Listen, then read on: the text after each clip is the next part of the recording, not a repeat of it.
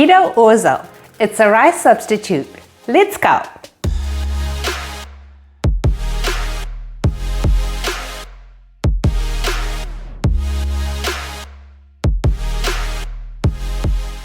Some people love cauliflower rice and some people really can't stand the taste, and most of us put up with it. So it's kind of nice to explore alternatives to having rice on keto. Hi, I'm Mel and welcome to my channel. If you're new here, we are currently doing a series on keto pasta. Please do take a look around, have a look at our recipes, and if you love what you see, subscribe and hit the notification bell.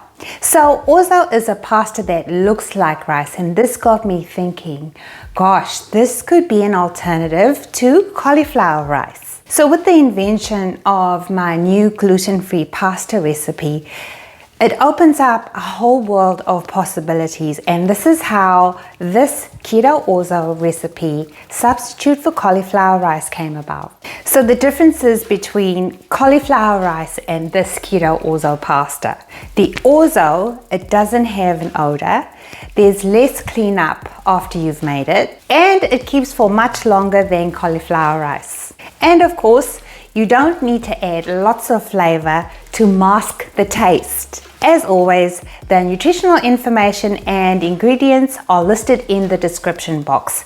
Just one caveat, please do be careful when you purchase your coconut flour. They vary greatly in carb count. You've got to shop around in your country. I personally, in Australia, I use an organic brand by New Way, if that helps anyone. Let's get into this recipe now. To a bowl, add 90 grams of coconut flour. Then we've got our two binding agents, and we're adding 3 grams or 1 teaspoon of gelatin powder and 3 grams or 2 teaspoons of xanthan gum. Then 4 grams or 1 teaspoon of salt for flavor, and mix to combine your binding agents and your dry ingredients. Lastly, we're going to add 2 large eggs and mix until fully combined. Spread a little coconut flour on your bench top, then knead the dough for about 1 to 2 minutes. And this is what the dough looks like when it is ready. If you're doing this by hand, you're going to roll out your dough between 2 sheets of parchment paper as thin as possible, and then cut the spaghetti shape. Then lay out your spaghetti all together, it doesn't stick. Then using a pizza cutter or a knife, cut your spaghetti into rice-sized pieces. Then if you have any sticking together, just separate it out with your fingers. If you're using a pasta press or another pasta machine, I set my speed to 8 and then just cut the rice-sized pieces just back and forth. No matter which method you use, lay your orzo or rice onto a lined baking sheet and spread it out as much as you can.